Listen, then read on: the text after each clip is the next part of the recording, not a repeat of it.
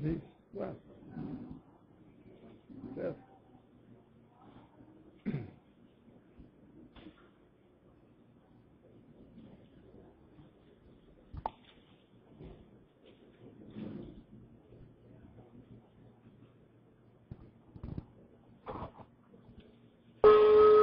Tertúlia. Meu boa tarde aí para todos. Hoje nós temos aí a realidade inexcluível. E isso é dentro do discernimento ou da discernimentologia pessoal. É aquela impositiva, impossível de ser excluída. Quer dizer, uma realidade impositiva, impossível de ser excluída na evolução da consciência, cuja presença ou coexistência será sempre tolice, evitar, rechaçar, expulsar ou tentar afastar de algum modo.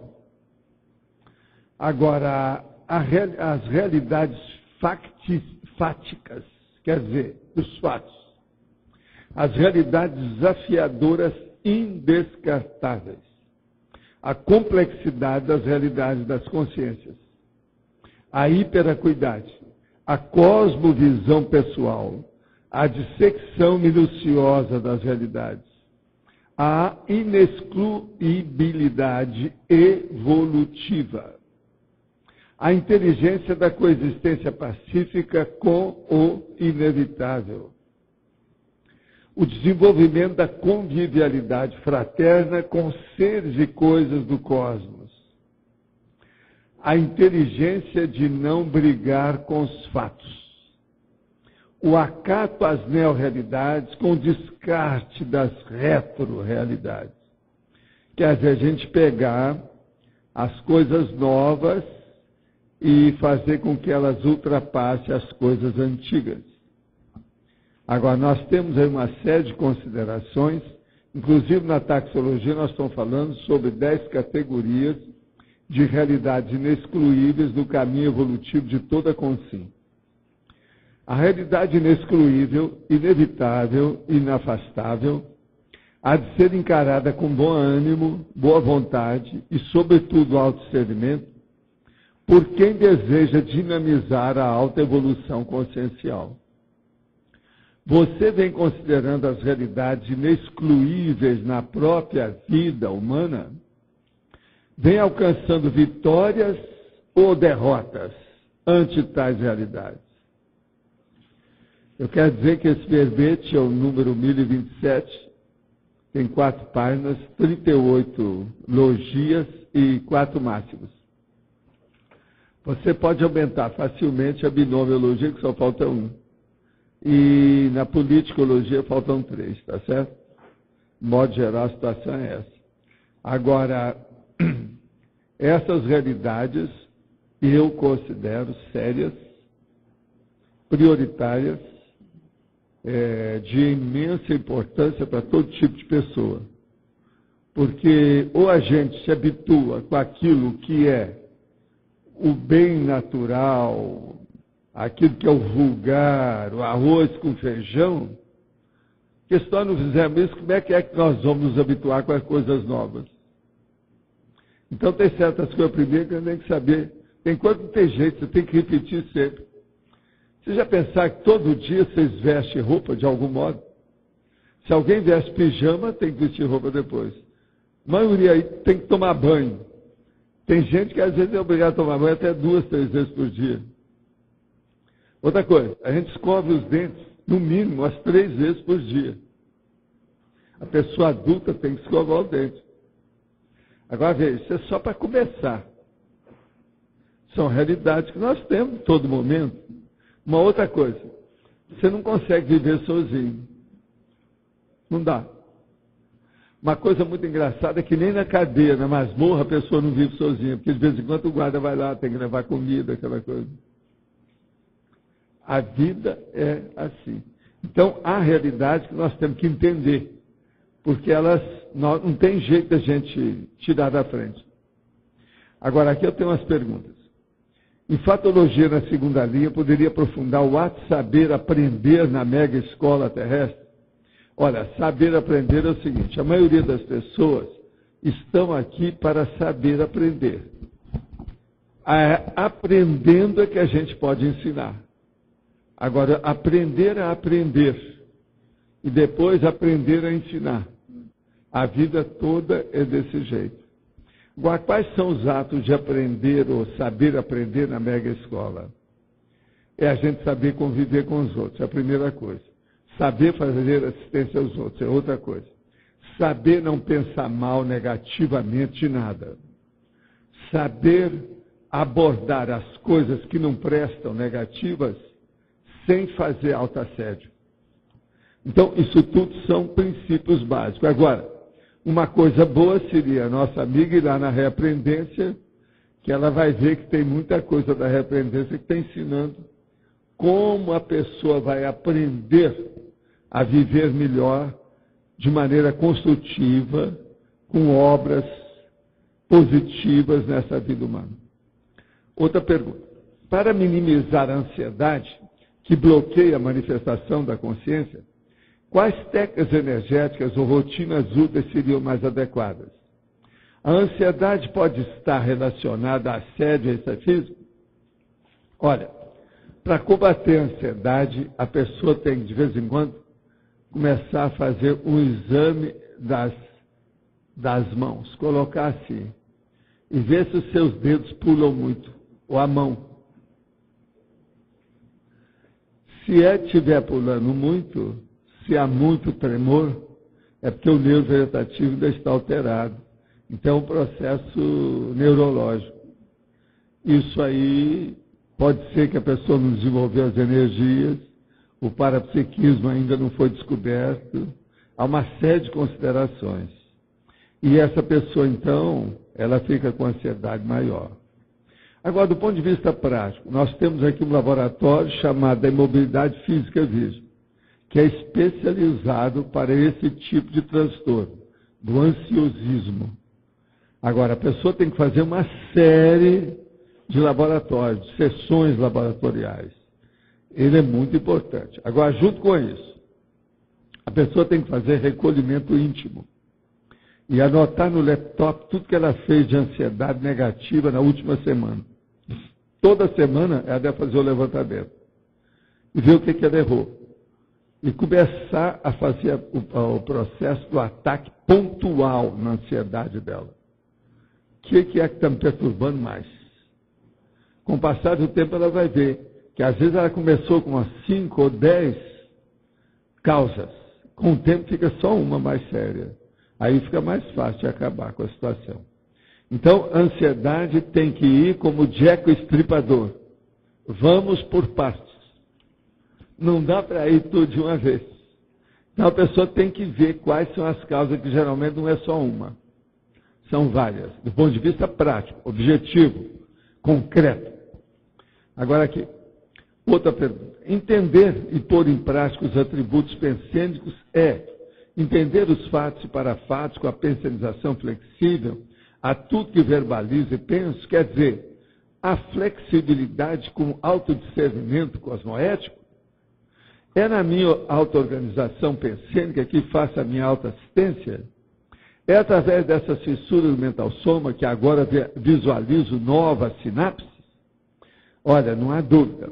Agora, eu quero te dizer que aqui apareceu novas neosinapses. Isso é uma redundância. Ou é neosinapse ou é nova sinapse. Uma coisa ou outra. Neo já é novo. Agora, o que eu quero dizer é o seguinte. Entender os fatos e parafatos é a pessoa ficar mesmo, de fato, com abertura consciencial, com flexibilidade do autodiscernimento, com neofilia. Ela gostar da coisa nova. O outro nome também que se usa é xenofilia. Xeno é estranho, filia é o que gosta, que ama. Amar as coisas estranhas, novas, porque a pessoa está querendo evoluir. Ela quer progredir, ela tem que gostar de coisas novas, diferente daquilo que ela faz. Agora, é na auto-organização realmente pensênica que você começa a fazer assistência. Toda vez que uma pessoa pensa mais corretamente, ou tem uma intencionalidade positiva com autodiscernimento, autodiscernimento. Vê se me entende. Elevado autodiscernimento, essa pessoa, em primeiro lugar, é ela que lucra, é ela que melhora, é ela que vai se sentir mais confortável, é ela que não vai se arrepender, é ela que vai acertar mais. De modo que isso tudo começa pela autopensanização. De modo para combater as fissuras do mental soma, nós temos que fazer muito recolhimento íntimo e muita reflexão dentro da cabeça da pessoa. Eu agora, na minha prestação de serviço, você permite que eu fale mais algum? O Cláudio me permitiu, então, falar de mais alguma coisinha para fazer a minha prestação de serviço. Folha de São Paulo, do dia 26 de julho desse ano. Isso aqui passou, mas está dentro dos nossos processos de livro. Francês queima livros árabes e sofre punição. Inquisição na biblioteca. Um bibliotecário parisiense destruía obras muçulmanas impulsionado por sentimento racista. Ele trabalhava lá já desde 98, por aí, e era bibliotecônomo. Agora, foi acusado de racista e suspenso de serviço por 2 anos. Eu acho que a pena, a punição foi muito branda, muito boba. Tinha que colocar o homem na rua e não deixar ele trabalhar mais em biblioteca nenhuma. Agora, ele utilizava, veja só, o homem era inteligente do ponto de vista da marginalidade dele.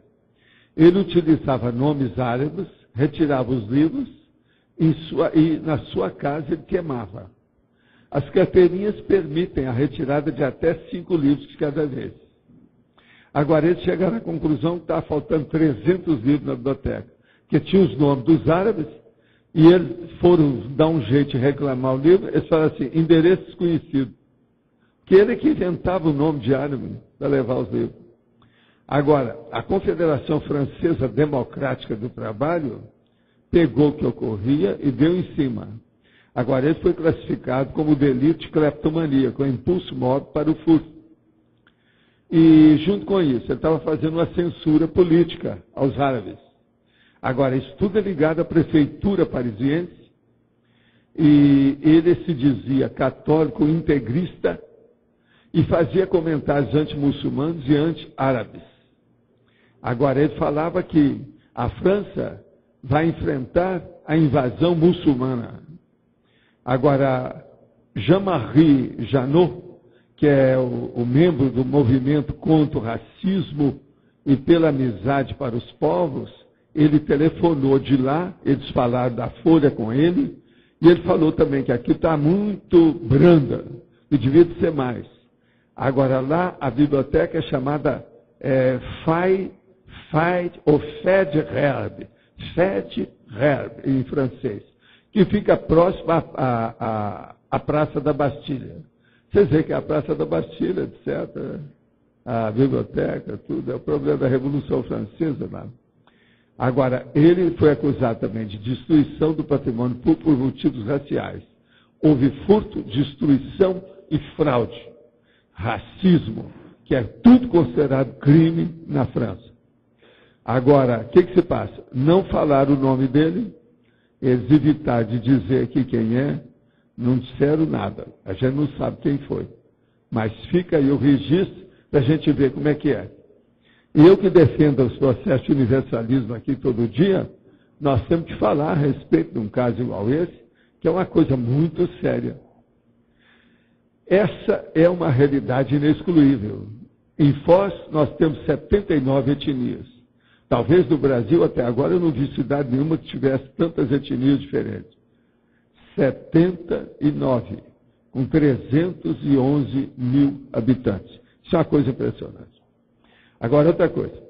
Isso aqui é o convite que eles estão mandando para as autoridades para a inauguração do tertuliário. O convite está muito bem redigido, só que tem que você não enxerga nada. Ele está pink, com o negócio branco, aquelas bobagens do design. Eu não sei quem fez isso, mas fica aqui o meu registro. Sou contra isso, você não enxerga nada, olha aí. São os bobocas. A gente, quando escreve, ou vocês que fizeram isso, lembre-se bem, Letra tem que aparecer na sua frente, no olho. Ela tem que ser superior ao papel onde você está escrevendo. Agora veja, olha a loucura, besteira. Mas agora, o convite está bem redigido, bonitinho, certinho. É domingo que vem, meio-dia, entre meio-dia e 12 horas e 12h30. Agora, eu quero dizer para vocês que amanhã, à la noite, às 7 horas, vai haver uma grande comemoração no discernimento. Eu desejaria que todo mundo aparecesse lá, que eu também vou estar lá. E lá vai ter o lançamento da Unesco, que é a união de nós, escritores, da Conscienciologia, e também vai ser o lançamento desse livro que eu estou dando em primeira mão, eu devia te cobrar, porque é um furo jornalístico que eu estou dando. Sempre é tempo da Dalva. Ô Dalva, levanta aí para a turma ver e te dá uma batida.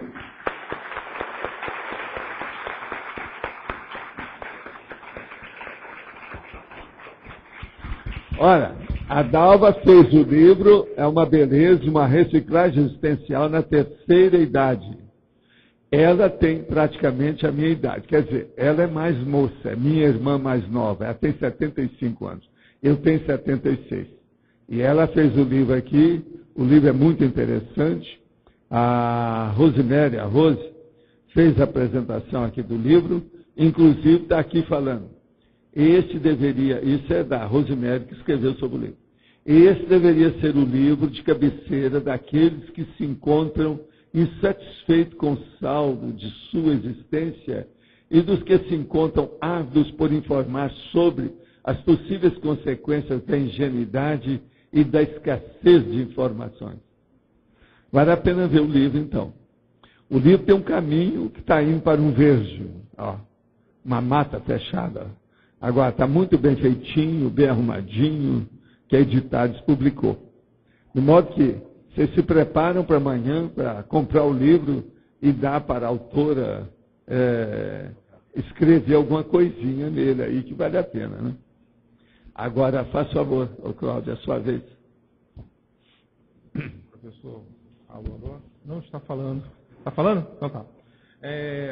Está claro para todos nós aqui na fatologia. Sim. Inteligência de não brigar nos fatos. Eu quero que o senhor fale outra coisa, que é uma coisa muito semelhante, que é buscar fazer prevalecer a versão mais fidedigna, que é algo extremamente inteligente, né? Fazer prevalecer a versão mais fidedigna, que é o inverso, mas é muito parecido com não brigar com os fatos. Agora o problema todo nosso é a gente sempre examinar nos fatos as versões.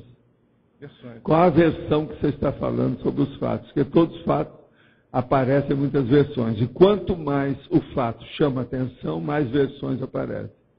Agora, isso faz parte da natureza humana, do processo da refutação, da controvérsia, do debate. Ninguém pode fugir disso. E nessa questão, nós temos duas questões aí. A falta de transparência, né, que esse tema ele fala, né, e a questão da técnica goebbeliana, que é você repetir várias mentiras e transformar uma verdade, né? Essas são as duas coisas que a gente tem que... Agora, a realidade inexcluível, Cláudio, você entendeu por que eu estou chamando a atenção para isso. Você vê que esse assunto, sobre esse aspecto, não é muito falado. Isso aí é uma coisa, por exemplo, que os psicólogos deviam falar isso todo dia. Dentro da consciência terapia também. São coisas que estão na frente. Não tem jeito, pessoa. Não dá. Então, veja, o javali vai ter coisa que ele não vai conseguir tirar da frente. Então, ele tem que levar essas coisas com ele. O javali mesmo, ele passa por cima de tudo, mas carregando a opção de coisa que não tem jeito de passar. Você entendeu, né? Essa é a situação. Dom Arlindo. Valdo, antes de entrar no verbete, você estava falando de racismo. Ontem eu vi na Globo News uma reportagem sobre a Itália, como eu sou de origem italiana, fazer um protesto veemente contra eles lá, um racismo danado. Está batendo recorde na Europa. Por exemplo, se eu for lá com cidadania italiana, eu sou considerado italiano normal. Agora, se tem uma pessoa de outra raça que nasce lá, é considerada como estrangeira, discriminada. Está vendo o grande protesto, passou na Globo News ontem, isso você viu. Então, eu como origem italiana sou contra isso, impulsionado por Berlusconi, que é um neonazista. Né? E também tem uma outra que andou escrevendo. Agora o povo também apoia, grande parte do povo apoia. Você lembra daquela nossa amiga jornalista que morou nos Estados Unidos e que escreveu, viu, contra os árabes da Itália? Sabe o que mais discrimina. Sabe quem é a jornalista? Eu sei quem é. Ela morreu de câncer. Falati, como foi? Oriana Falati. É o nome dela. Oriana Falati. Ela que desencadeou isso mais. O livro dela é terrível. E ela não se arrependeu do livro, não. Até morrer, ela estava a favor do livro. Agora foi embora para os Estados Unidos e começava a falar da Itália lá dos Estados Unidos. E apareceram, eles entrevistaram, inclusive, vários negros lá, que eles relatando que os filhos que nascem lá são altamente discriminados. O que você quer com a Itália atual, se o atual presidente é o Berlusconi? E o Berlusconi é neonazista. Você quer mais mafioso do que o Berlusconi? Um dos homens mais ricos do mundo. Além de devido à máfia. E ele que controla a mídia lá, a televisiva. Ele controla a tudo. mídia televisiva já era dele. Ele controla, a meu ver, até o Vaticano. Até o Vaticano. Porque o Vaticano não fala nada disso. Agora, eles fizeram nessa reportagem, colocaram até que isso aí já vem do Império Romano, eles são estrangeiros lá considerados como bárbaros. Então, a discriminação está sendo maior, uma vergonha hoje. Eu, como descendente aqui, para não ficar apoiando besteira que acontece agora, na Itália. Você sabe que eu acho que, em parte, isso é as vascas da morte. Você já viu falar aquele negócio das vascas da agonia? Na agonia que a pessoa está morrendo uma ideia, morrendo uma vida, ou qualquer coisa. Esse caso aí é devido à União Europeia. Essa turma não perdoa o problema da conjugação desses países, todos com a União Europeia. Então eles querem mostrar aquilo que resta, o restinho deles, em matéria de processo de identidade, essas tolices que tem de nacionalismo exacerbado, chauvinismo, isso aí é defesa disso. Quando, em 92, quando foi, a gente já estava esperando que fosse fazer a União, eu ainda falei, olha, com o tempo ainda vai haver muita briga devido à xenofobia. Isso vai ser inevitável. O povo que trabalha, que não tem dinheiro, que entra lá como imigrante. E a gente está vendo isso, ó. A França, o que já não aconteceu? Até em Paris, no interior, tudo. A Espanha está acontecendo isso tudo. A Itália está aí agora. A gente já esperava isso. Agora, o melhor da história é que na Inglaterra tem acontecido, mas eles ainda estão até, tem certas coisas que eles nem aderiram, né? A Inglaterra parece que não aderiu nem ao euro, né? Parece que está por fora. Não, né? ainda é Libra. Né? Ainda é Libra. Libra esterlina. Por quê? Eles não sabem mexer com outra moeda. Tem que mexer com aquelas moedas, tudo atrapalhado. Eles não entendem matemática. Não, ela não é. Falta entender de matemática. Eles não tem o decimal. Até a direção numeral do carro, nosso. A direção do carro é do lado direito também. Pois é. Não, tudo é assim. Eles são um pouquinho invertidos dentro da situação. Então, veja, nós temos que esperar que ainda muitas décadas vão ocorrer ainda até amalgamar essas etnias e essas culturas. São povos, são nações. Isso aí é difícil. Agora pensa o resto do planeta. Mas lá parece que... Que hora que é que os americanos vão fazer as pazes com os árabes e muçulmanos? Nós temos que fazer isso para chegar no Estado Mundial. Como é que fica? Tudo isso é para ser feito. Quando é que as bobajadas da monarquia, por exemplo, na Inglaterra, na Espanha, vão desaparecer? Já está na hora. Quando? Isso ainda vai demorar para chuchu. Você está entendendo? Agora veja bem, aquilo que eles estavam Esses dias mesmo, né, que eu estive olhando lá, tem o problema lá de 1645, aquelas lutas na Inglaterra, que apareceu o Fairfax, que era aquele o grande general, que foi mudar, mas tinha o Oliver Cromwell, que era um cara super bravo, cruel, bravo para chuchu. E então eles derrubaram o rei, cortaram a cabeça dele, que era como é que é aquele rei? O Charles I. Charles I, cortaram a cabeça do cara, mas mesmo assim veio o filho dele depois e entrou no lugar. Eles queriam estabelecer uma república, mas o Cromwell não sabia mexer com o negócio direito. O negócio deu para trás. E desde essa época, 1600 e tanto, continua a monarquia firme na Inglaterra. 1600 e tanto. Isso já para quase 400 anos. E está lá o negócio. Está entendendo? Agora veja, a França, gente mais inteligente, através da Revolução Francesa, um pouco depois, um século depois disso, fizeram a Revolução,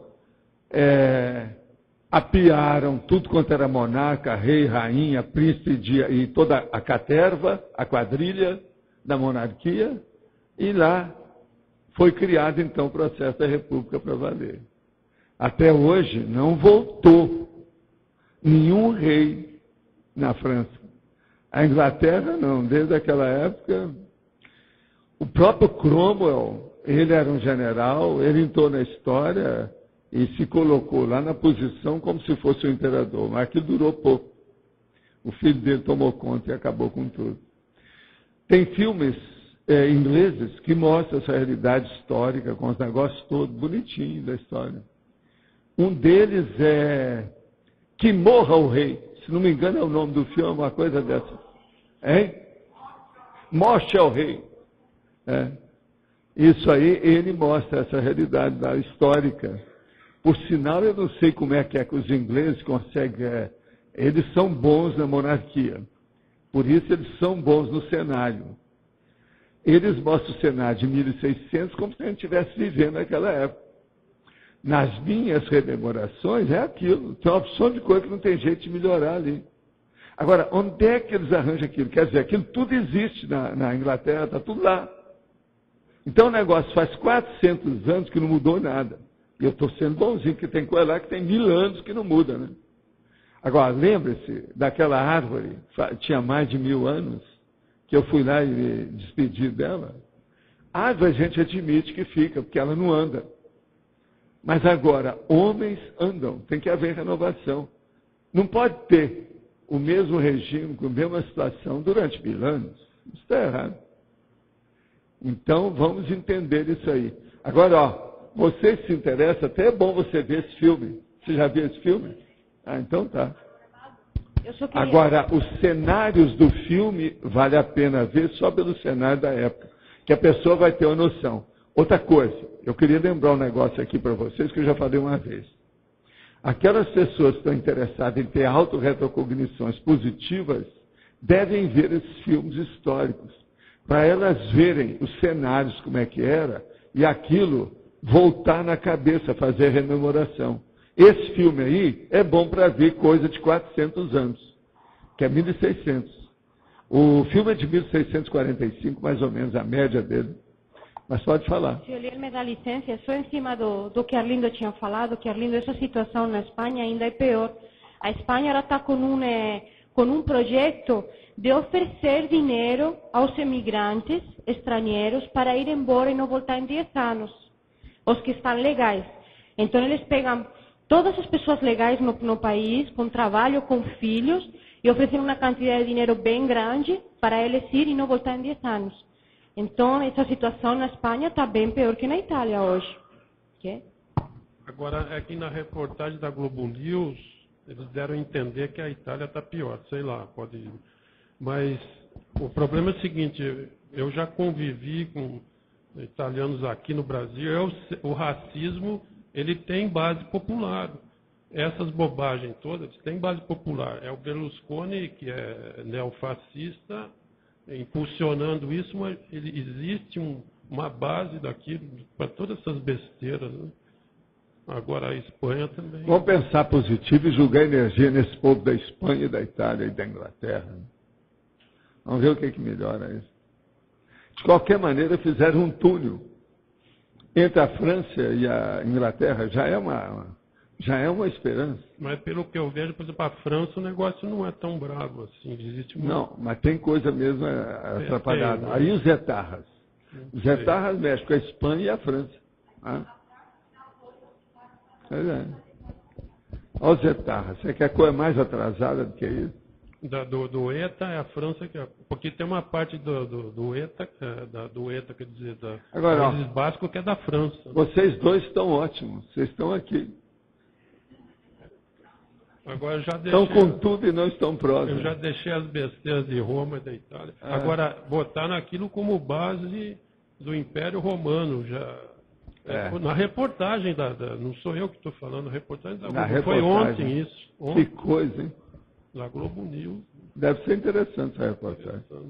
Agora, aqui na fatologia, na 8ª linha, sim, evitação das distorções da realidade. A evitação das distorções da realidade, sim, que é a transparência.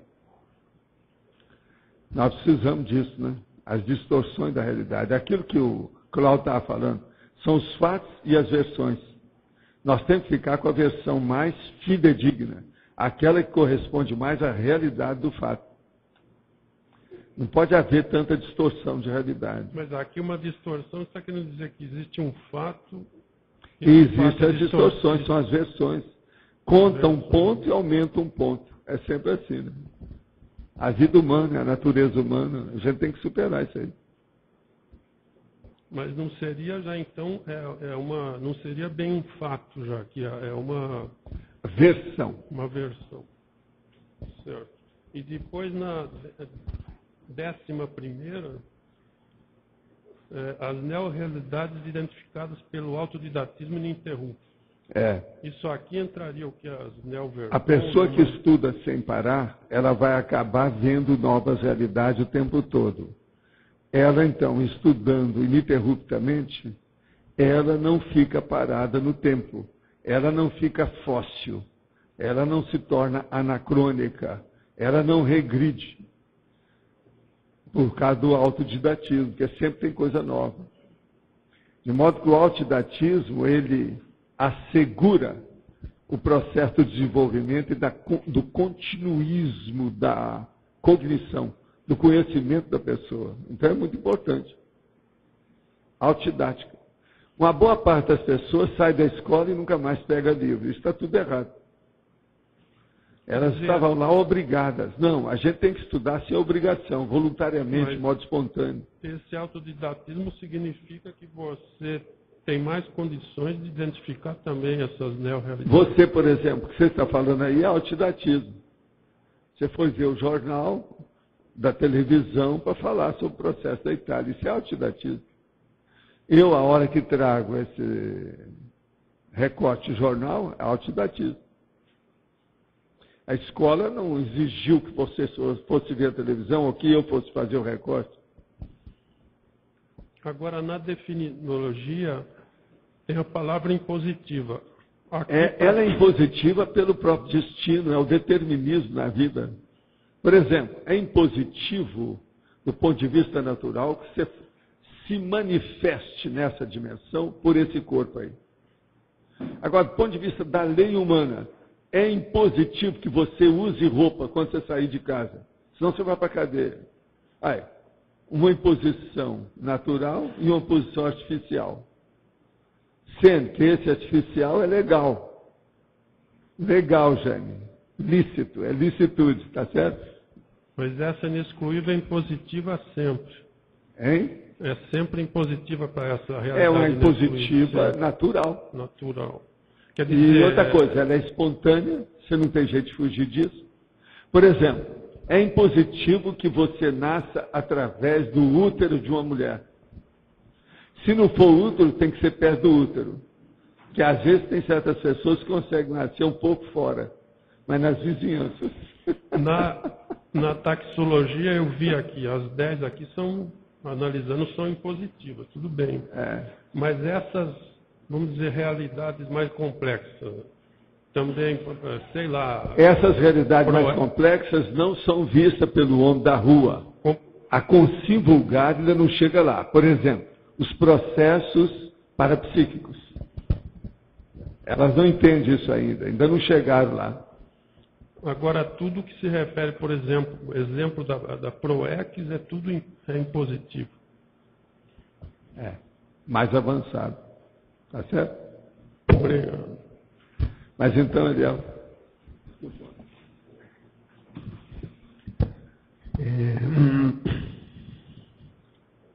Na página 35, o senhor coloca lá a taxologia, as categorias de realidades inexcluíveis, certo?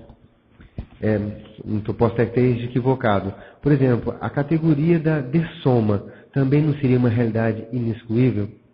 Sim, isso tem um monte de condições, né? Mas é inexcluível. Todo mundo que chega aqui depois desativa o corpo. É inexcluível. Não tem jeito de você escapar. Mas não entraria aqui nessa entra aí, não. Eu deixei algumas. Você pode pôr centenas. Tá. Uma das coisas que tem mais aqui é processo excluível e excluível. Inexcluível e excluível. Entende? Uhum. Tá. Tem muita coisa, é a vida humana. Na página o que eu quero é que as pessoas que estão estudando a conscienciologia entendam o processo das realidades inexcluíveis. Você não pode tirar da frente. Você tem que saber conviver com aquilo. O processo todo é de convivência. Uhum. Tá certo? Por exemplo, essas pessoas que vão para o campo de nudismo, elas não sabem conviver com a roupa. Ainda não chegaram lá. Elas querem voltar para a natureza. Uhum. Quer virar bicho, igual os outros. Você já viu, por exemplo, a maioria dos gatos e cachorros não tem roupa. Quando tem roupa, é alguém que colocou. Geralmente é a dona. Esse povo tudo quer ficar pelado o tempo todo, sem nada. E agora eles estão fazendo isso em alto nível. Tudo quanto é lado, até no Brasil. Tem campo de nudismo. Agora veja, isso aí é o problema do excluir e do inexcluível. Agora, usar roupa é um processo legal. Agora, eles estão querendo, então, arranjar oásis ilegais para a roupa. Legaliza um lugar, todo mundo andar nu. Agora, o que é esquisito é, as revistas têm trazido agora os brasileiros pelados lá, bumbum de fora, as coisas todas, fazendo, mexendo com água, carregando as coisas, vivendo homens e mulheres todo dia, quer dizer, virar bicho. Agora veja, até que ponto que isso é certo e até que ponto que isso é errado. Tem muita coisa boba nisso. Muita besteira. Agora, o melhor da história não é isso não. Por exemplo, em Ibiza, sabe? Tem praia que você está andando no passeio. Aí você anda de roupa. Se você colocar o pé na areia, que vai entrar, tem que ser pelado. Agora veja, é a natureza humana, né? A gente morre de rir, né? Alguns centímetros sem cerca nenhuma, com roupa. Alguns centímetros sem roupa. Entendeu? Isso é Ibiza. Tá. Na página 34, paradoxologia. O paradoxo do liderado mais produtivo e o líder menos produtivo. Isso cabe a CCCI também? Ou é só na SOCIM? Olha, o liderado mais produtivo e o líder menos produtivo são as realidades paradoxais, que a gente está chamando a atenção. Uhum. Agora veja, na vida humana às vezes é difícil você excluir o líder. Olha o Bush. Muita gente que votou nele, alguns meses depois queria destituí-lo e não conseguiram. Agora, eu não sei se vocês sabem, o New York Times, aquele maior jornal do mundo lá de New York, publicou uma edição fajuta, falsa, junto com a edição do Dia, falando como se tudo estivesse ocorrendo a favor das coisas dos Estados Unidos. Uma delas estava lá, uma big de uma reportagem. George Bush entrou dentro de um tribunal que vai julgar os seus crimes de guerra.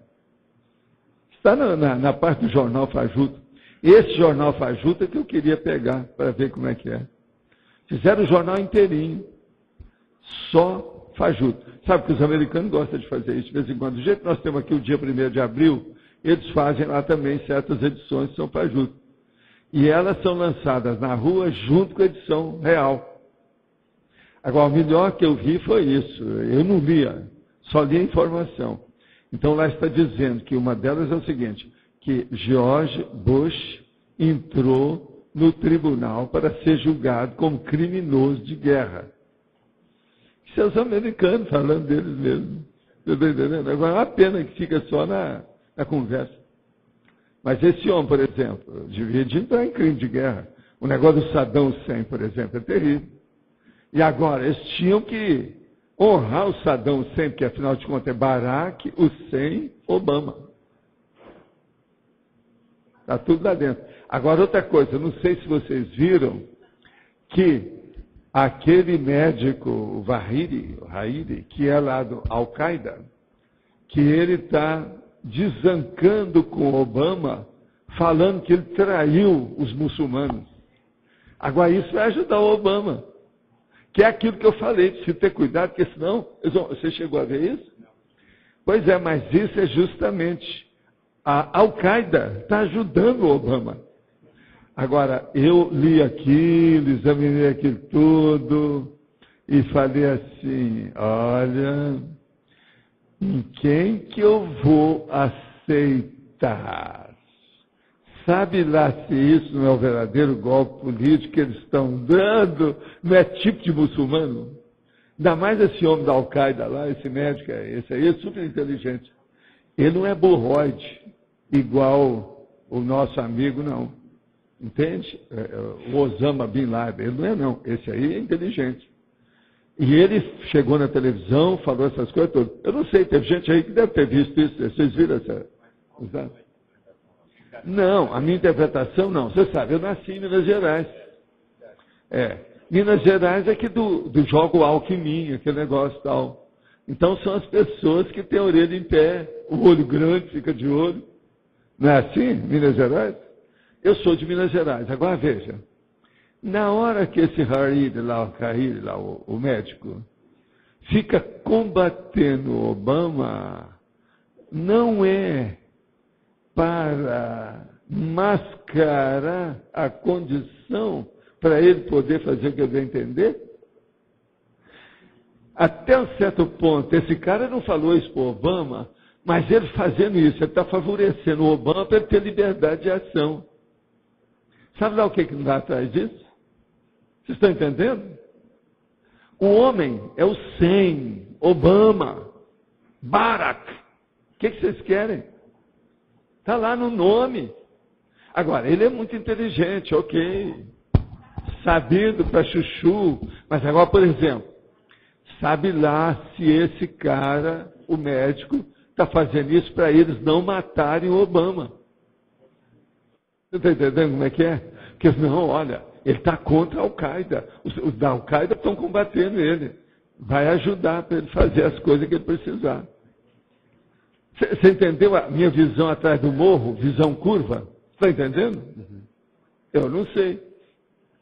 Eu vi aquilo e falei assim, está aí. Uma atitude ambígua, difícil da gente interpretar.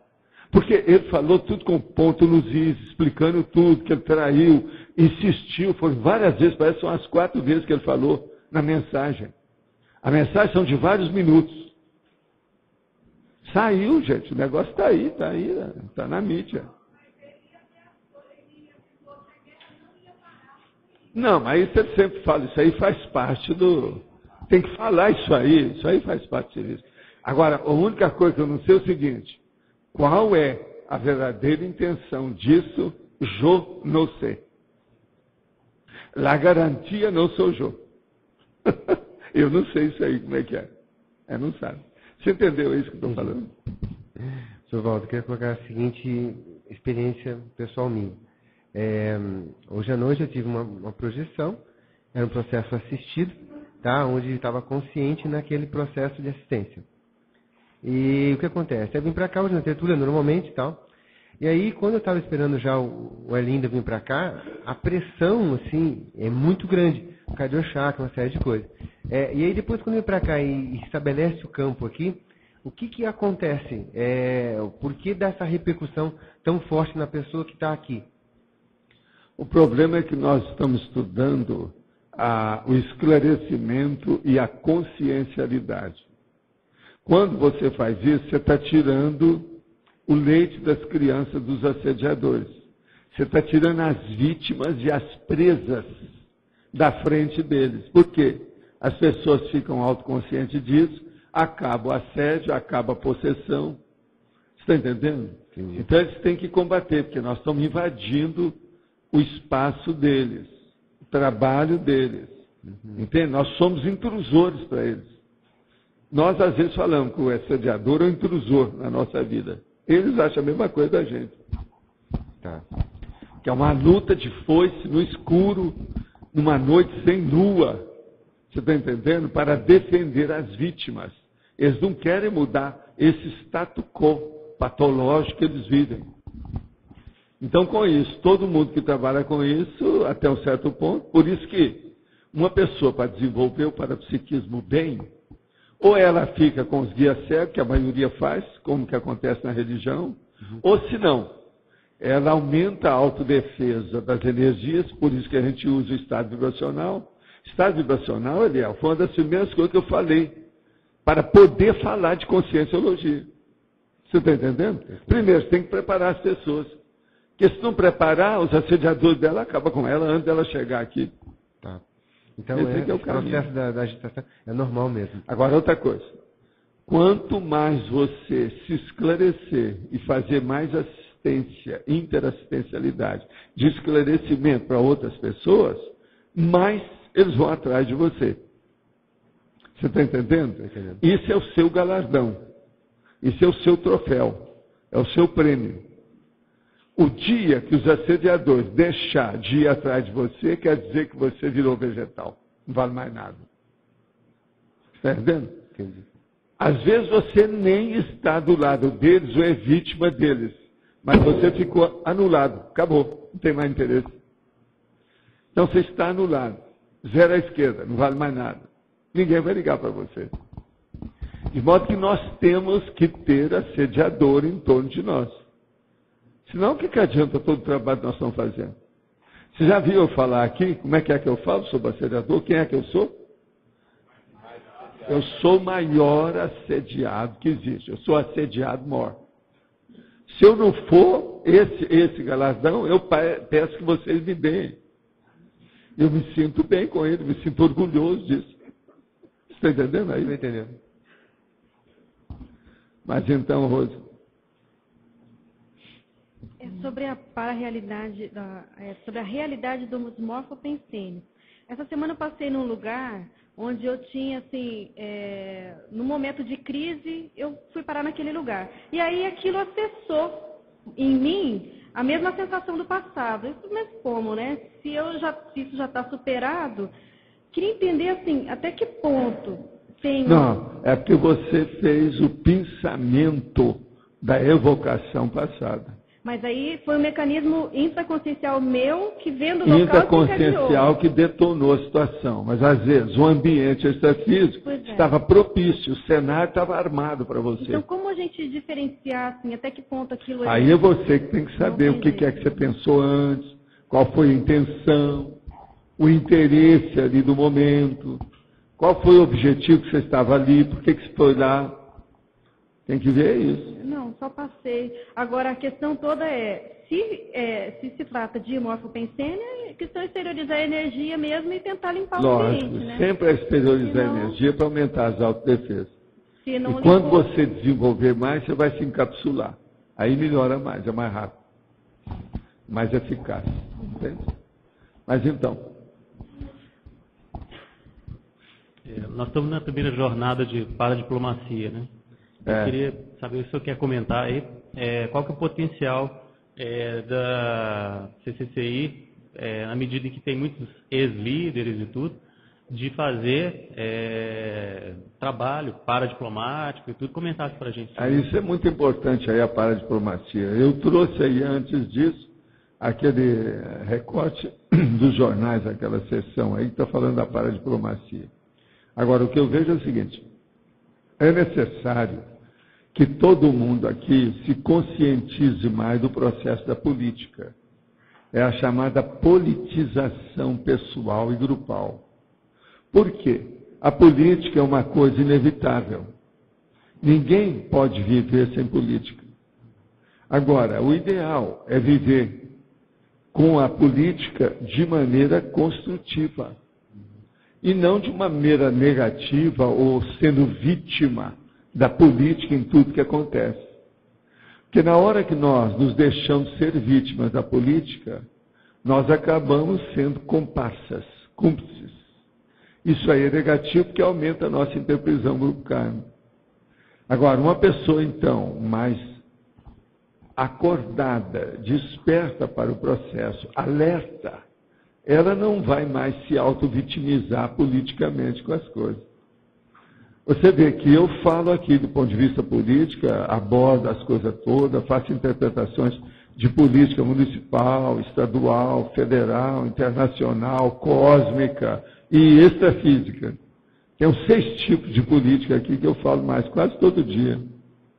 Hoje mesmo nós não falamos da política aí sobre a Espanha, Inglaterra, Itália.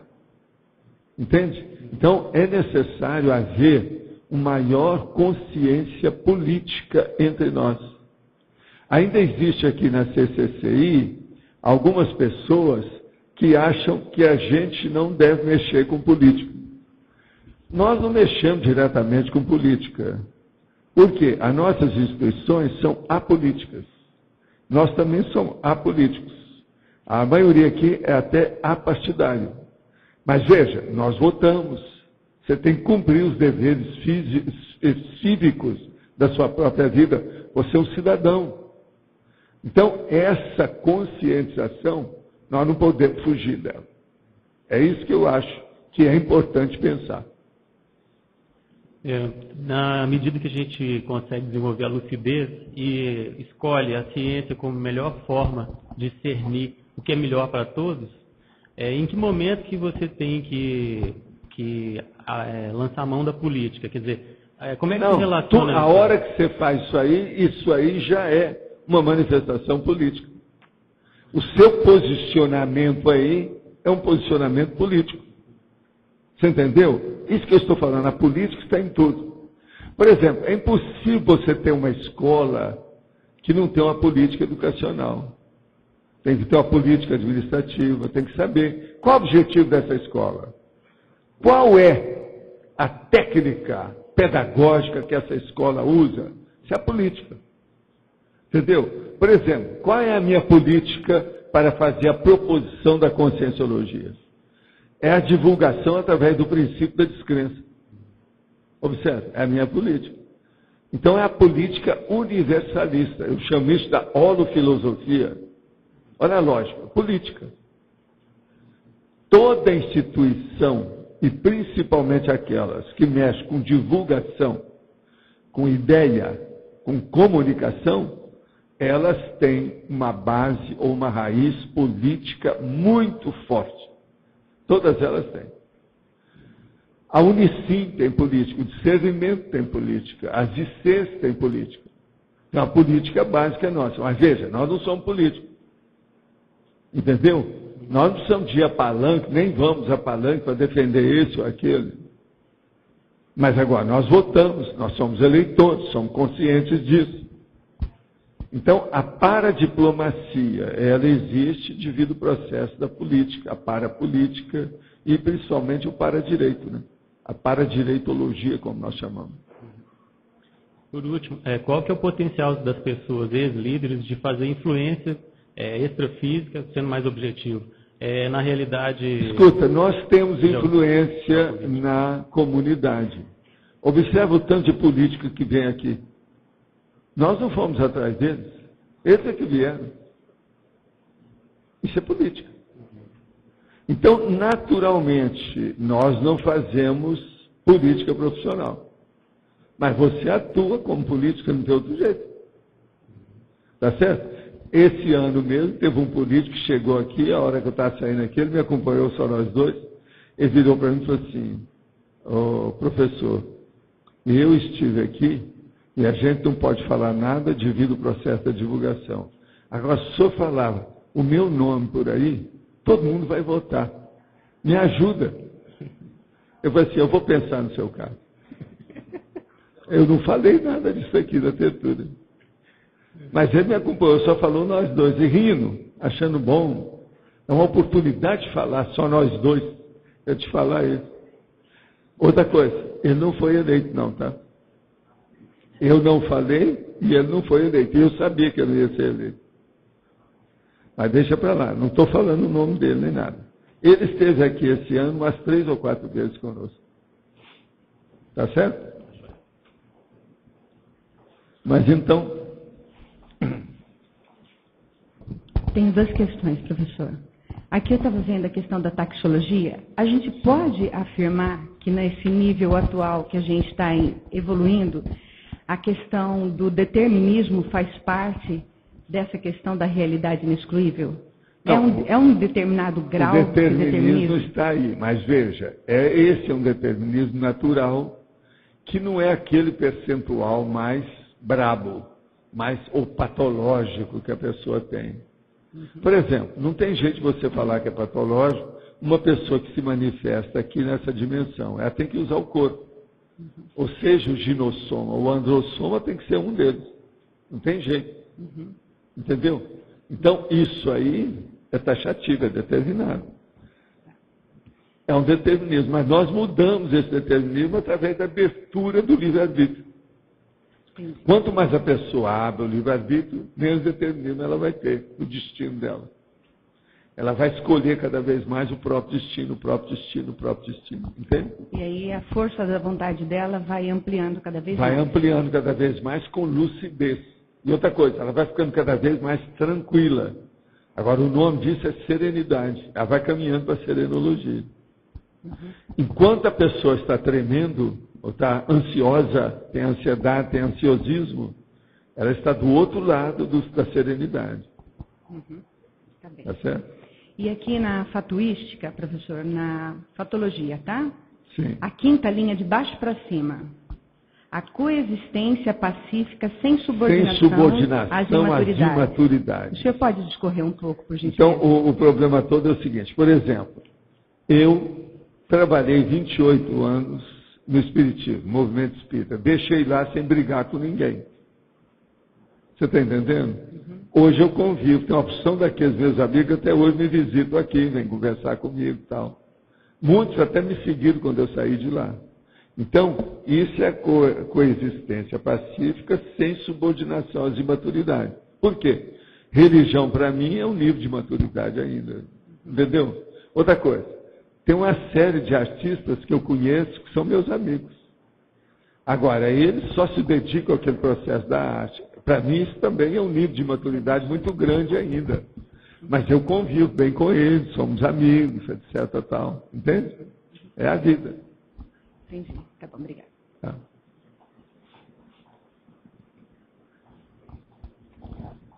Paulo, queria fazer essa comparação entre aquela atitude estoica, do estoicismo em frente à realidade da vida, né?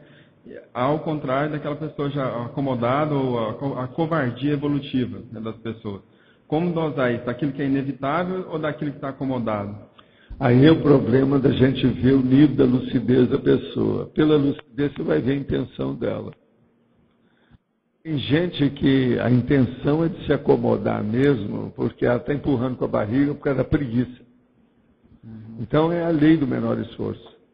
Agora tem outros que não, é por ignorância.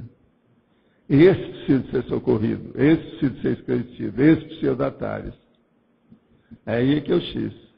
Agora, ó, eu não sei qual o percentual de uns e outros na humanidade, a gente não sabe. Agora, todos os dois ainda são bem elevados, né? É muita gente que ainda tem. O número disso é muito grande. Você acha que isso é aquela... o número de pessoas envolvidas assim ainda é muito avançado, muito elevado. Que criam barreiras que não existem, no caso. Não. As pessoas criam barreiras para si próprias, entendeu? E elas criam masmorras para viverem, por elas mesmas, sendo que elas não precisam. Você quer coisa mais ditatorial do que uma droga, por exemplo, a cocaína? É uma ditadura. Você vê que a pessoa deixa de tomar a droga, ela começa a trabalhar dentro da pessoa bioquimicamente, dá síndrome da abstenção. Veja. Uau. Olha só. Pois é, mas toque de modo geral. Agora a cocaína que é o clássico, né? Uma coisa terrível você pensar nisso. Agora, as pessoas gostam disso, elas enfrentam isso, elas arranjam isso, elas querem. Aí, o que se passa? Depois não sabe sair. E como você vê essa visão do estoicismo em relação à vida? O estoicismo, isso aí é uma faca de dois gumes. A pessoa tem que estudar bem o que ela quer falar com o estoicismo. De modo geral, os estoicos, aí no caso, eles podem ser apenas covardes. Mas também pode ser aquelas pessoas que são abnegadas, que estão fazendo auto-sacrifício em favor de outros. Por isso que a intencionalidade... O negócio é ver o que é o seu estoicismo. Você está falando de quê? Então, estoico, do ponto de vista geral, pode ser tanto positivo quanto patológico. Depende da abordagem. Qual a intenção que está, entende? Dirigindo a diretriz daquela manifestação. Isso aqui é o estoico. Agora, eu gosto de falar, é aquela pessoa que faz o auto-sacrifício cosmoético. Em silêncio, sigilosamente. Não fala nada para ninguém. Ela faz. Esse só os amparadores ficam sabendo. Os assediadores ficam sabendo, ficam danados da vida, mas eles não entram, porque não tem ambiente para atacar. Quando a pessoa acerta nas suas manifestações, ela não deixa vaza ou oportunidade para os assediadores. Os atos corretos são anti-assediadores. Eles não deixam haver o assédio. Então, uma correção é uma coisa muito séria. É um processo de saúde, de rigidez, é homeostático. Por isso que a gente precisa de observar bem a correção imediata, instantânea dos nossos enganos, erros, falhas. Isso é que é o ideal. Para evitar que os assediadores entrem na brecha, na cunha que nós criamos. Enquanto você fez aquele ato errado, entre você e o ato tem uma brecha que os assediadores entram. Quando você preenche aquilo e acaba com o problema, não tem jeito deles entrarem. Então, a correção imediata dos erros, das falhas, dos enganos, dos equívocos, demonstra alto nível de inteligência. Que é o primato evolutivo também estava falando, né? Então, por exemplo, o estoico, se ele está acomodado, ele está errando. Ele é patológico. Se ele está fazendo aquilo como auto-sacrifício em favor de todos, ele está rígido, ele é sadio, ele está ajudando os outros. É outra coisa. Então também naquele negócio do primato evolutivo, né? O que põe na frente? O auto-primado é o estoicismo positivo, cosmoético. É isso. Tá. Mas então... Professor, dentro do tema da paradiplomacia, da parapoliticologia, eu estou querendo entender que o lobismo é uma realidade inexcluível. Porque hoje, até na ONU, a gente sabe da existência do lobismo. Sim. Então, eu quero saber, como é que o senhor entende isso? Nós lobismo temos também lobismo é uma coisa extra, marginal. Até o momento, não há lobismo muito cosmoético em nada. A maioria do que existe aí, vamos falar aí, para ser bonzinho, 90%, é tudo marginal. É ilícito. É tanto que no Brasil já tentaram várias vezes, tem lá um projeto, inclusive no Senado, que está arquivado, engavetado, contra os lobistas, para regrar, legalizar, institucionalizar a condição de lobista. Mas o Brasil não deixa. Agora, a maioria dos lobistas nesse país são marginais. Esse povo todo Mensalão. Tudo era lobista, a maioria deles. Brasília é a capital dos lobistas, que é a capital do Brasil. Está cheio de gente marginal. Agora veja, eles querem mudar a lei, querem institucionalizar, querem regrar. Agora, mesmo aí, é preciso de ver essa lei. Que o que adianta regrar a máfia, se ela continua? Então, lobismo, como é praticado, vivenciado hoje, é uma máfia. É uma máfia roubando dos contribuintes aquilo que podem. A maioria é assim. Por exemplo, gente, o que é que não tem de lobista? Por exemplo, nos Estados Unidos, lá da associação do rifle e os processos das armas. Eles não conseguem superar aquilo. Você compra a arma com piscar de olho, assim, você compra a arma que você quer. E arma de furar até um blindado, um tanque. Você compra. Na rua. Estados Unidos é assim. Agora, tudo tem lobista ali atrás. Mas o senhor não acha que a gente age como lobista muitas vezes? O que é? A gente age como lobista. Muitas vezes nós a gente todos agimos, mas veja, nós não somos profissionais da marginalidade. Mas eu não estou falando Esses são os 10% que eu estava falando que salvam. São as pessoas bem intencionadas que estão ajudando os outros. Por exemplo, qualquer coisa que você faz uma manifestação pública é um tipo de lobismo. Entende? Não há dúvida. Eu, a hora que estou falando aqui no online, eu sou lobista da conscienciologia. Se você for levar isso a esse nível, tudo é lobismo. Mas não é isso que eu estou falando. Eu estou falando são os profissionais que agem como lobistas para defender, por exemplo, a arma, o cigarro, os remédios que não prestam. Como é que é isso? Isso é que está errado. Então a gente pode considerar esses lobistas, por exemplo, positivo, que defenderam muito tempo aí o asbesto. Quanto tempo? Até hoje ainda está defendendo os lobistas. Tentaram acabar com os processos no Brasil. Quantos anos? Foi um custo para isso. E os lobistas do século XIX? Já existia, o nome não era esse. O José de Alencar era lobista da escravidão. Tem um livro, eu trouxe o livro, falei nele aqui esses dias. Ele era lobista. Escreveu uma carta para o imperador, exaltando ele a favor da escravidão. Sendo que o Brasil, naquela ocasião, já era um dos últimos, talvez o último, que ainda tinha escravidão. O resto tudo já tinha acabado. Então, veja, os lobistas, eles sempre existiram desde a antiguidade.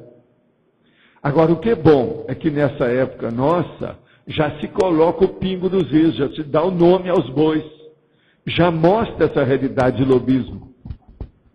Agora, observa esse negócio que estão tentando colocar a lei em cima e não conseguem fazer isso no Brasil.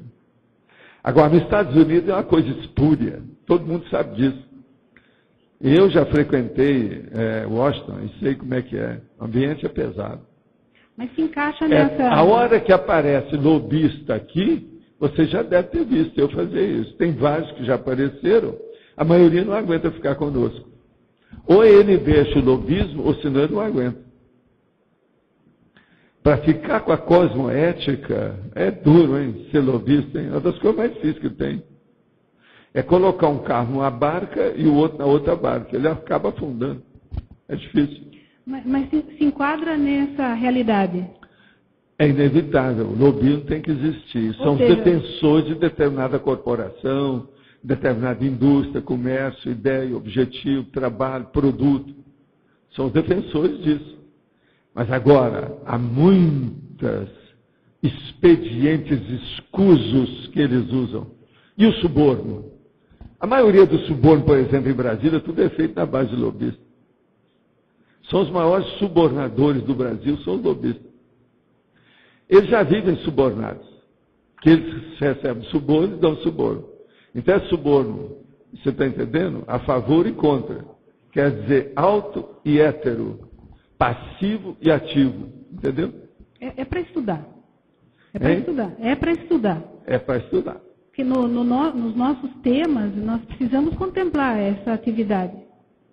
Mas metendo o pau. Do jeito que eu estou fazendo. Por exemplo, a mesma coisa é o problema da descrença. Não seja poliana, não queira edulcorar lobismo que não dá certo. A maioria do lobismo está aí, 90% é criminoso. Agora, ó, a mesma coisa é o princípio da descrença. Tem gente que quer torcer o princípio da descrença. Então eles fazem da seguinte maneira: olha, você não deve crer e nem descrer, deve fazer a sua experiência. Com isso, é um eufemismo, eles estão acabando com a descrença. Entendendo? Agora eu não, eu falo bem claro. Não acredite em nada que nós estamos falando, experimente. Quer dizer, não acredite em ninguém. Até na sua mãe, até no seu amparador, você tem que desacreditar. A gente tem que ser cético, se a gente não tem aquela experiência. Por quê? É acreditando nessa besteirada que nós ainda não somos serenões. Está entendendo? São bichos aqui ainda. Pré-serenões fazendo uma força danada. Então, o princípio da descrença. Já tem um monte de lobista aí que está querendo mudar. Não adianta. Ele acaba com o princípio da descrença. Eles não veem que estão fazendo isso. A hora que você fala, não, você não deve crer nem descrer. Faça a sua experiência. Acabou o princípio da descrença. Eu, professor, mas eu acho que na hora que regrar, na hora que tiver uma lei, o lobismo acaba. No Brasil? Sim. Quantos séculos?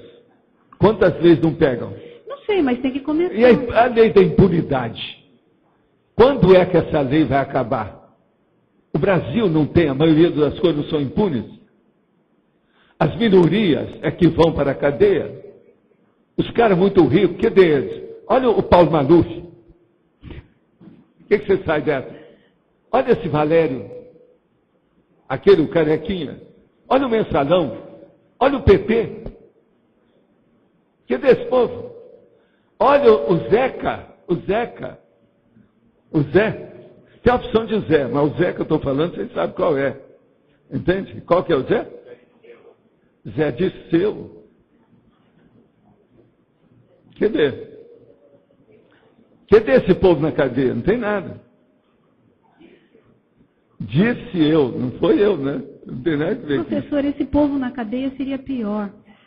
Não. Seria. Não, seria, pelo contrário. Seria. Não seria. Agora, as cadeias, não cabe nem a ralé que estão colocando lá dentro, coitada, da classe C, D e S, aquela Professor, S. Eles iriam exercer uma liderança tão forte, tão pesada, que eles iam movimentar a massa presidiária. Mas é isso que está acontecendo. Mas melhor eles assim. Vai chegar o dia que esse povo vai para a cadeia. A impunidade, ela não é eterna. Nós estamos vivendo a cultura da impunidade do Brasil, mas isso vai acabar. Vamos ver se na próxima vida nossa, a gente já vai chegar aqui com menos impunidade desse povão todo. Mas agora, você já pensou, até lá vai ter mais com os réus. Precisa saber o que está dominando isso aqui, né? Como é que é? Vocês escolhem o lugar que vocês vão aparecer. Tem um filme que está passando, até na Globo News, chama Obrigado por Fumar, que ele define bem a atitude do lobista. É muito cínico o filme, mas é uma definição do lobista assim, muito bom. Tem na locadora também. Quer falar? Sovaldo, na patologia, na 10ª linha, sim. O senhor fala o julgamento acurado de cada realidade. A minha pergunta é o seguinte: como ir sofisticando a acurácia do julgamento das realidades? Olha, o que eu vejo é você pensar como consciência. Uma vez eu estava falando isso com o Jânio. O ideal, por exemplo, para um juiz é ele se sentir na hora de julgar como uma consciência.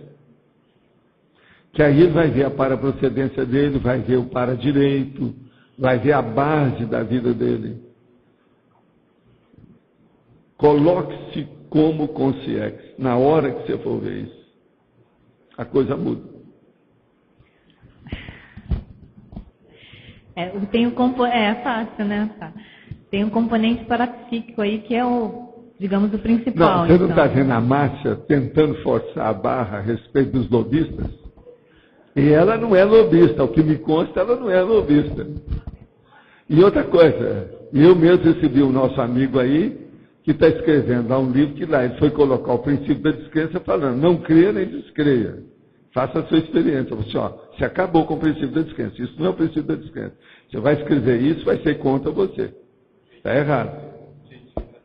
Isso é o jeitinho brasileiro. Esse jeitinho da Márcia, o jeitinho desse autor, é o jeitinho do PT, é o jeitinho do Valério Duto, né? É o jeitinho. Enfim, a lei do Gersismo, tirar vantagem em tudo.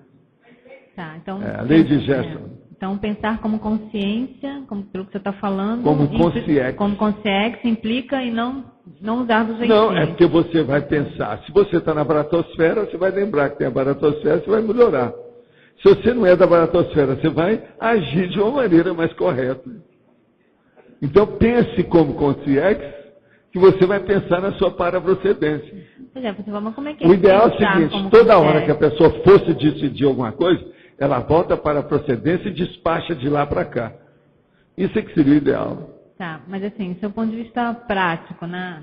Um passo prático a passo. É isso. Mas um passo a passo para isso. Sim. Como é que tipo de técnica? A primeira coisa, me dê o passo a passo, me dê um fato que nós vamos ver. Não, mas não pode pegar. Tem que ver. Primeiro passo, pense como consciência. Acabou. Então, essa questão, daí você tem que ter cosmoética, autodiscernimento, ver o ideal, olhar a prioridade e olhar todos os princípios da cosmoética. Que aconteça o melhor para todos, dos males o menor. Isso também passa. Tudo são princípios da cosmoética. Uhum. Outra coisa, coloque o CPC na resolução. Coloque o Código Pessoal de Cosmoética na sua resolução.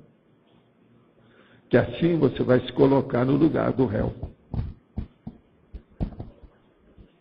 É CPC, Código Pessoal de Cosmoética.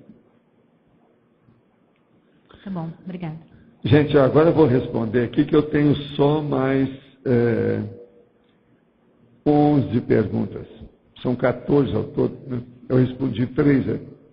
No verbete de hoje, gostaria de entender por que o tema central é homeostático e não neutro, uma vez que na exemplologia há tanto positivo como negativo. Na página 34, item interaciologia, o senhor poderia falar mais a respeito? O caso é o seguinte, ele é homeostático, que eu estou chamando a atenção para a homeostase evolutiva. Agora, eu dou os exemplos, como eu falei aqui ontem mesmo, o povo custa entender isso. Todo mundo aqui quer que a gente fale uma coisa que não pode mudar, não tem outro ângulo, não tem outra faceta, não tem nada. Nós estamos trabalhando com a conscienciologia, tudo é multifacetado. Não fique preso às coisas. Eu mesmo já falei sobre essas expressões, uma hora eu quero trazer um verbete sobre isso. Por exemplo, eu falo somática e falo também somatologia, somaticidade. Agora, somática e somatologia é praticamente a mesma coisa. Agora, se eu uso uma, a pessoa aprende, já não quer que muda nada daquilo, não pode mudar. Isso está errado. A gente tem que maleabilidade e flexibilidade mental para ampliar os nossos dicionários cerebrais e as abordagens técnicas que nós temos, porque senão nós estamos perdidos. Agora aqui, página 34, interaciologia. A interação, autossuficiência evolutiva, harmonização cósmica. Essa interação já veio aqui em outros verbetes nossos. O caso é o seguinte, se a pessoa tem uma autossuficiência evolutiva, ela sabe o que ela está fazendo, ela vê qual o objetivo, ela tem um mega foco firme, sem sair, ela começa a se harmonizar com o cosmos. Por quê? Ela vai errar menos, ela vai acertar mais, a energia consciencial dela vai ficar como a energia imanente, sem muita poluição, sem muita renovação. De modo que o processo da interaciologia é isso. Quanto mais interação você tenha com o fluxo do cosmos, você está acertando mais e você vai ficar mais tranquila, com maior felicidade e maior serenidade. Outra pergunta. Em paradoxologia, poderia aprofundar o paradoxo do liderado mais produtivo e o líder menos produtivo? Sim. O caso todo é o seguinte, por exemplo, tem uma série de líderes que um ou dois assessores dele é melhor do que o próprio líder. Mas ele, às vezes, como criou fama e deitou na cama, aquele que é o grão-vizir, que é o vice, que está nos bastidores, que não aparece, ele é que, às vezes, é a verdadeira cabeça que orienta a pessoa. A maioria dessas pessoas são negativas, mas tem aqueles que são positivas. O nome na história é eminência parda. Então, você veja, existe aquele liderado mais produtivo, portanto, do que o líder menos produtivo. Então, vamos pensar bem nisso, como é que é. Há muita gente aí que o presidente do partido não vale nada. No entanto, tem determinado prócer político lá que é bom, que está construindo alguma coisa, caladinho. Ele é liderado por aquele que é o presidente do partido. Como desenvolver traços de personalidade COC, consciência otimista cosmoética? A pessoa, ela tem que ser de bom humor o tempo todo. Nós amanhã vamos fazer o lançamento do livro da nossa chefe que está aqui. Daqui uns meses, nós vamos publicar o livro da Maria Tereza. A Maria Tereza também é tudo da nossa idade. E ela vai publicar um livro. Lá, a gente fala que o livro dela é uma pessoa de bom humor. E ela hoje está na 4ª idade. E ela tem bom humor. Ela é a Maria Tereza.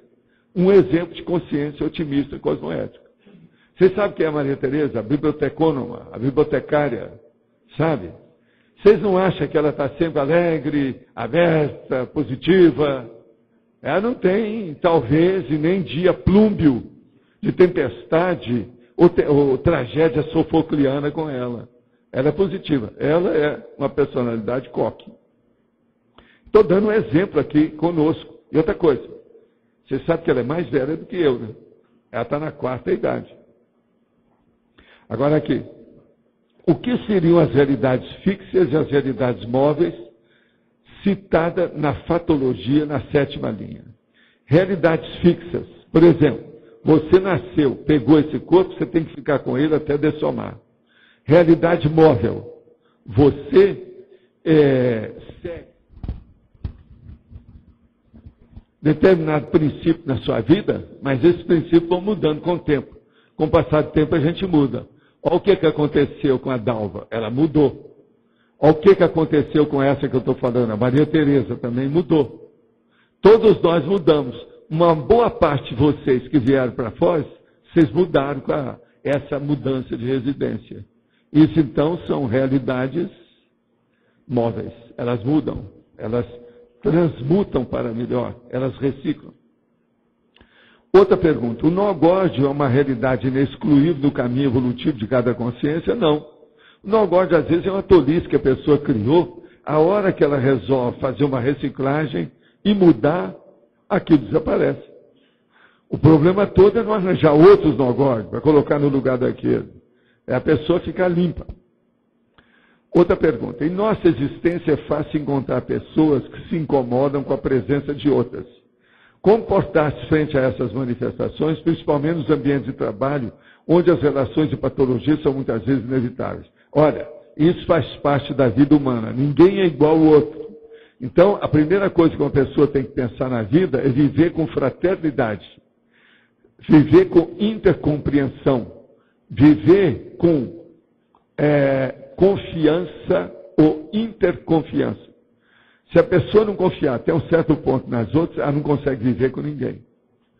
Se você, por exemplo, não se adaptar bem, como é que você vai andar, por exemplo, no coletivo? Como é que você vai entrar no ônibus? Como é que você vai entrar num trem? Como é que você vai entrar no subway, quer dizer, no metrô? Como é que você vai andar de avião? Você está perdido, você não tem mais lugar para você entrar. Então nós vivemos confiando uns nos outros. Se nós não confiarmos, nós estamos perdidos. Outra coisa pior. Como é que vai ser o dia que não tiver comida na sua casa? Você vai ao restaurante, você vai comer comida lá? Você não viu quem é que fez? Você não viu a cozinha? Você não sabe o que é? Você está confiando naquilo que você está comendo. Como é que é? Olha aí a confiança. Então a vida humana, o tempo todo, é uma exigência permanente de lições para se ter a interconfiança. Isso é a fraternidade. Outra aqui. Tentando chegar ao EV, cheguei a um estado em que a minha psicosfera se expande, minhas narinas se desobstruem, mas não sinto vibração. O que é isso? Serve como profilaxia? Sim. Você está começando. Insista. Isso é o início do princípio do começo, do desenvolvimento do estado vibracional. É por aí que a pessoa chega lá e domina totalmente as energias. Insista, não desista. Faça 20 vezes o estado vibracional por dia. Você vai andar mais depressa. Gostaria que discorresse sobre o item 10, realidade oximorônica, com 2 exemplos. Seria também relevante incluir entre os verbetes de referência impossibilidade holossomática e impossibilidade natural? Ele está querendo colocar isso aí. Você está entendendo, Rosa? Isso aí é uma coisa para pensar. Agora, o item 10, realidade oximorônica. Deixa eu ver onde é que está essa situação. Ele está querendo que eu mostre aqui alguma coisa do verbete. Ô, meu chefe, você pega que já tem, você está falando, na remissiologia, é o verbete realidade oximorônica, da oximorologia neutro. Esse verbete já está aí, já foi discutido, debatido aqui. É bom você ler tudo, depois você volta com as suas perguntas. Não adianta eu estar falando nisso agora. Aquilo que tem verbete, eu só discuto depois que a pessoa leu. Quando se pergunta e a pessoa não conhece o verbete, a gente pede para ver. Eu acho que eu estou agindo corretamente fazendo isso. A dupla evolutiva seria um exemplo de realidade inexcluível? Olha, eu pergunto para vocês, o que vocês acham? É ou não é? É? Não.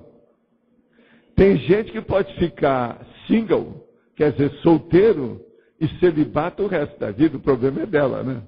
Agora, o que é o melhor? O melhor seria isso? Até que ponto? Opa, obrigado. O melhor seria a pessoa permanecer solteira ou ela arranjar uma companhia? Eu sempre oriento as pessoas da seguinte maneira, eu recomendo que haja uma dupla evolutiva. Se uma pessoa não consegue morar, conviver com uma outra pessoa, como é que ela vai conviver com a humanidade? Se com um ela não consegue, como é que ela vai conviver com milhares, com milhões, com a coletividade, com o seu grupo evolutivo? É impossível. De modo que a dupla evolutiva é uma bênção. Ela permite a pessoa exercitar a fraternidade com outra pessoa. Isso é importantíssimo. Não é processo de sexo ou só afetividade, não. É muito mais sério. É a interconsciencialidade, com a fusão entre duas consciências que se entendem. A base disso chama-se amizade. Então é muito importante pensar na dupla evolutiva. Sob esse aspecto, eu posso dizer que é inexcluível, do ponto de vista inteligente, evolutivo, cosmoético. Outra pergunta. Por que, ao tentar fazer algo em prol de um determinado grupo, o qual faço parte, alguns componentes sentem-se incomodados e querem, de qualquer maneira, fazer o contrário do proposto em prol do crescimento grupal? Porque só a presença daquele que propõe alguma mudança passa a incomodar a ponto de quase uma agressão sem que nada tenha sido falado. Que relação há desse fato com a realidade inexcluível? Olha, aí você precisa examinar o seguinte, nós estamos vivendo entre pré-serenões. Não existem serenões visíveis na praça pública ou que seja fácil para a gente acessar. De modo que a gente tem que entender uns aos outros, relevar as incompreensões, superar os mal-entendidos e pensar no positivo.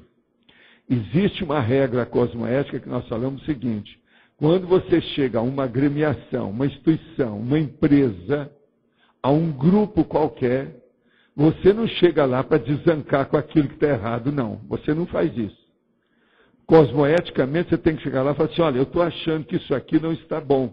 Então, eu estou me propondo a melhorar essa situação. E você começa a dar o exemplo da melhora daquilo, sem se incomodar com o que os outros pensam. Por quê? Você está ciente, está consciente da realidade e da certeza de ajudar ao grupo. De modo que mantenha a sua condição como um espelho. Você é um modelo, você é um molde, você é um exemplo de melhoria, de reciclagem, de aperfeiçoamento para aquilo. E aí você não vai ficar incomodando, como o povo gosta de falar, a inveja do outro, a fofoca do outro e milhões de coisas. Deixa para lá, porque senão você está perdido. Se uma pessoa começar a ouvir só opinião pública, ele volta para a baratosfera no outro dia. Nós não podemos ouvir. A sociedade intrafísica, a sociedade humana, ainda é patológica. De modo que pense nisso e olhe como é que você pode agir. Quando se tem dupla cidadania, indica que a pessoa tem alguma cláusula da PROEX que deveria voltar para aquele país? Como saber com maior certeza? No meu caso, tenho cidadania suíça e não sei até que ponto tem relação com a minha PROEX. Escuta só, você que tem que ver onde é que você trabalha melhor e se a sua vida está sendo produtiva do ponto de vista proexológico. Se você está fora desse segundo país seu, está produzindo aqui, possivelmente se apareceu aqui para fazer isso. Agora, se você não está produzindo nada e lá tem mais chance de fazer, você deve ir embora amanhã cedo e ficar onde você possa produzir mais do ponto de vista proexológico. Cidadania é processo até um certo ponto positivo, mas depois de um certo nível percentual de interesse, é secundário. Nós somos, antes de tudo, cidadãos do cosmos. E esse negócio de encher a boca e falar com a boca cheia e papo cheio sobre cidadania, cidadão, milhão de coisas, isso é nacionalismo. A maioria de nacionalismo que se fala por aí é criminoso. É na base de nacionalismo que a maior parte das guerras são instaladas. Muito cuidado quando a pessoa começar a arrotar muita coisa sobre nacionalismo. Ela está errada. Ela é xenofóbica e quase sempre ela é outras coisas que está puxando brasa para sardinha para alguma coisa. Nós temos que pensar na mega fraternidade, no universalismo, entender uns aos outros. Daqui a pouco, se uma pessoa aumenta o nacionalismo, ela se torna separatista. Vocês sabem o que é separatismo. Olha o caso dos etarras, lá na Espanha, que eu estava falando há pouco. Eles querem fazer a separação de tudo isso. O problema nosso é juntar e não separar. O problema todo é esse. O que nós fizemos agora com as ICs? Elas não estão se juntando?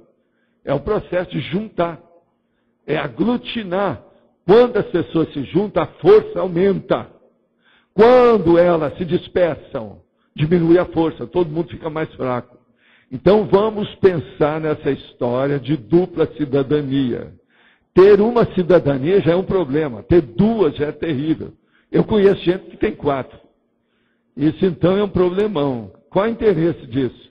Agora é lógico que às vezes tem fase da vida que é bom a pessoa ter essa dupla cidadania para poder entrar, sair dos aeroportos, dos países, naquilo, embaixada e etc. Tal. Isso às vezes é importante por causa do serviço. Mas, olha bem, dentro do processo da pergunta, como é que é. Olha bem o processo da PROEX. Outra pergunta. O que caracteriza o holopensene dos assediadores que subordinam as pessoas a entrarem em síndrome de satélite? Por exemplo, no uso de drogas. Caracteriza o seguinte, que eles precisam das pessoas moles, amolecidas, frágeis, fracas.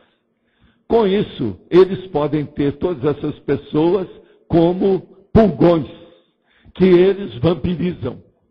Então, a droga é o caminho direto para o assediador dominar o assediado. Isso é a droga de modo geral. Toda toxicomania é baseada nisso. Desde a antiguidade existe droga. Agora, atualmente, nós estamos vivendo a era da toxicomania como nunca houve na história humana. Agora, isso, precisar de falar isso sem parar. E a gente não vê. Se fala pouco. Precisava de combater isso com veemência. Os governos deviam de entrar nessa história, assistir todo mundo. A maioria das drogas de cocaína, por exemplo, no Rio de Janeiro, o povo só fala dos narcotraficantes. Mas não são. É gente rica, às vezes, até da Zona Sul. Eu vivi durante muitos anos, dezenas de anos em Ipanema. O problema é gente rica, bonita, cheia de vida, que morre com 28 anos, com 33 anos, com 35 anos, de tanta cocaína. São tudo aviões que sobem os morros para pegar cocaína. Então, gente, é o usuário que mantém isso. Por que é que tem esses lobbies todos aí que não deixam combater esses tóxicos? Os lobistas não deixam. Por quê? É gente rica que está dando dinheiro para esses caras, comprando. Eles não compram só os narcotraficantes, não. Compram aqueles que defendem os narcotraficantes, que vão defender os narcotraficantes. Político e mais um monte de gente. Droga, é droga. Não tem saída. Aquilo que não presta mesmo. Por que nós vamos agora exaltar a droga? E todo dia tem alguém falando. Hoje mesmo vocês vão vir aí, ó, esse filme aí que está falando negócio. Está tudo errado isso tudo. Se uma coisa não presta mesmo. Essa que é a realidade da maturidade consciencial. Não adianta fazer maquiagem. Não adianta dourar a pílula. Não adianta fazer o estereótipo. Não adianta colocar um rótulo diferente. Não adianta colorir. Não adianta edulcorar. Passar açúcar em cima, belado, para ficar melhor. Dourar a pílula. Não adianta. Não presta. Acabou. Outra coisa. Se o povão não tem força para viver com a cocaína, deve acabar com tudo quanto é coisa de coca. Por quê? A média das pessoas, da personalidade na sociedade humana hoje, não tem capacidade de resistir aos processos dessas drogas. A maioria cai por causa disso. Não é só assim de abstinência, é uma loucura tudo isso que tem por aí. Agora veja, eu vejo essas coisas porque a cocaína era normal. Vocês vejam bem, o meu pai era dentista. Quando eu era garoto, ele cuidava dos meus dentes. Quando precisava de qualquer coisa para tirar o nervo, qualquer coisa, colocar a cocaína. Cocaína tinha lá no gabinete do meu pai, no consultório dele, todo dia. Isso era normal. Hoje não pode ter nada disso mais. Por quê? Virou tóxico, todo mundo está usando. E outra coisa, vocês já viram o tanto de gente da área da saúde que é também toxicômano? Médicos, psicólogos, tudo toxicômano. Eles vão mexer com os tóxicos e não conseguem ficar livre disso. Então, minha gente, vamos pensar bem. Toxicomania é isso. Nós temos que acabar com essa história, falar a verdade, pôr a boca no trombone ou no microfone para falar essa verdade. Nós não podemos deixar isso caminhar por aí. Olha lá as bobagens que estão fazendo na Holanda. A Holanda é um bom, mau exemplo para a gente ver. Olha as besteiradas que já fizeram. Bairros inteiros de pessoas entregas baratas. E não adiantou nada os exemplos que New York deu. Lá em New York havia um bairro inteiro só de bêbados. Durante anos eu frequentei assistindo os outros em New York. Entende? É o Bowery Block. Alguém aí chegou a ver isso lá na época? Bowery Block. Nunca? Vocês não viram? Lá, com o tempo, eles acabaram com o Bowery Block. Era bem no coração de Manhattan, para a parte sul. Você andava na rua, só tinha gente com coma alcoólico na rua. New York era cheio de americanos, de tudo quanto é tipo lá desse jeito. Eles acabaram com isso. Agora, não adiantou nada esse exemplo do Bowery Block. Logo depois, a Holanda pegou e está dando lá. Tem tudo quanto é tipo, tem os lugares que eles dão, tem prostituta no meio. É um bafão terrível e nauseabundo, porque o negócio tudo é na base de tóxico. Isso é Holanda. É um dos países até do primeiro mundo. Durma com um barulho desse. Essa é a nossa realidade da sociedade patológica que nós vivemos. Então a gente tem que mostrar isso através da cosmoética, da conscienciologia, o que se passa. Agora aqui uma outra pergunta. Qual é o melhor argumento que eu posso usar para esclarecer os pacientes internos de que, além da ditadura da cocaína, por trás tem um mega ditador manietando o dependente? A melhor coisa que tem é você fazer o arco voltaico para ele sentir a energia. Porque tem gente que às vezes sente a energia quando está com a cocaína, porque ele fica muito sensível. Ele fica frágil, débil. É tanto, por exemplo, quando eu ia lá na clínica Maxwell, eu não podia julgar energia à distância se tinha pessoa em pé. Todas elas caíam. por causa da energia, que a pessoa está frágil. Ela não tem resistência, ela não consegue se segurar. Então, isso aí, no caso do doente, é fazer um arco voltaico e faz quantos forem possíveis, até chegar um ponto que você vai perguntar, você sentiu alguma coisa? Vai chegar uma hora que ele vai sentir. Nessa hora, ele vai começar a ver o que é o processo do bloqueio energético, o que é o assédio, o que é uma semi-possessão. Ele vai começar a ver ele cair em si. Isso aí é para o meu amigo que trabalha com toxicômano, que a gente está falando aí. Essa aí é a melhor técnica que a gente tem atualmente para mexer com isso. Vocês querem dar um recado? Por favor.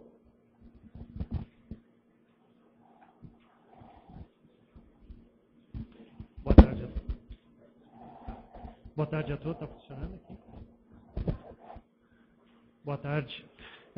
Queria lembrar aos tertulianos e aos teletertulianos que a Enciclopédia da Conscienciologia, que todos nós recebemos, ela é realizada pelo professor Valdo Vieira e por várias equipes que auxiliam na construção da Enciclopédia da Conscienciologia. Hoje, a Enciclopédia ela tem 2 projetos para poder viabilizar a manutenção. A primeira é a construção do tertuliário, que podemos auxiliar mediante doações, nessa projeto da arrancada final para o término da construção do tertuliário. O outro projeto é o projeto Amigos da Enciclopédia. O projeto Amigos da Enciclopédia, ele solicita a manutenção mensal de R$60. Você pode fazer isso por um ano, renovar por mais vezes, isso irá manter a enciclopédia, os trabalhos da Conscienciologia e também patrocinar as várias equipes de trabalho auxiliando a elaboração da enciclopédia. Só para lembrar que a gente está com 327 amigos até o dia de hoje, faltam poucos para a gente chegar aos 400, que 400 amigos é a meta mínima para a gente conseguir a sustentação da enciclopédia. Quem tiver interesse, então, de se associar ao programa, pode ir até a recepção do CAEC e o pagamento é R$60 mensais, conforme o Marcelo falou, por 12 meses, podendo ser renováveis por mais 12 meses, até acabar o projeto da enciclopédia. Tá, gente? Quem é o teletertuliano, tiver interesse em fazer a inscrição, pode procurar os representantes do programa nos centros educacionais ou os coordenadores dos centros educacionais, que eles também nos apoiam. É isso. Obrigada. Gente, nós temos hoje 13 verbetes para a eleição. Está aqui para você. Só ler aqui as pontuações da tertúlia para vocês. Foram 8 votos online, 16 perguntas respondidas online pelo professor Valdo, 10 perguntas presenciais e 85 assinaturas no livro de presença. Após a leitura dos verbetes, nós vamos ter aqui 5 recados. O Moacir e a Sandra, a Rose, Kátia Caporali, Adriana Rocha e Eliana Esquiante. Bom, então leio os verbetes para todos poderem fazer a sua eleição. Verbetes novos para percepto, precedente, primeira opção. Verbetes antigos, agenda vazia, coabitante, coativação atributiva, coleta seletiva, consciência retardatária, consim problema, hibernante, inconcretude, megapeso e melex.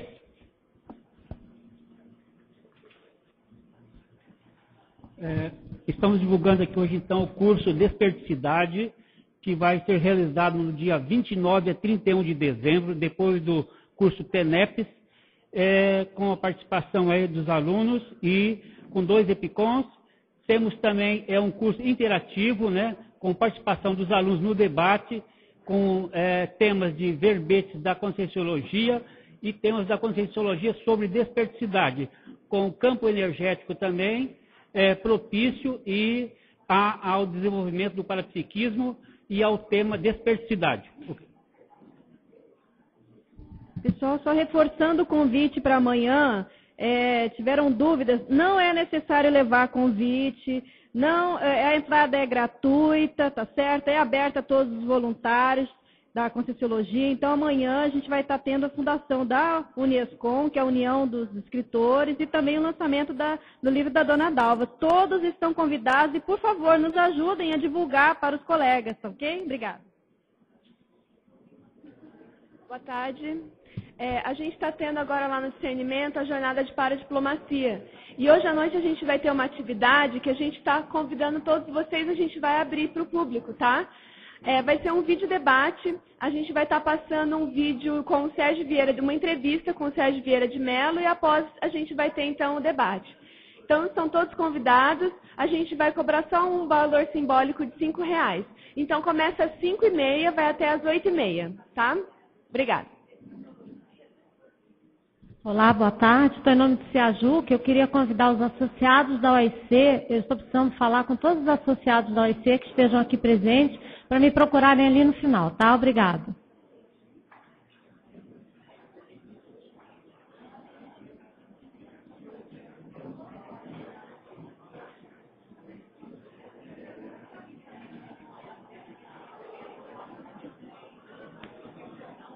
Pessoal, por gentileza, só mais um convite.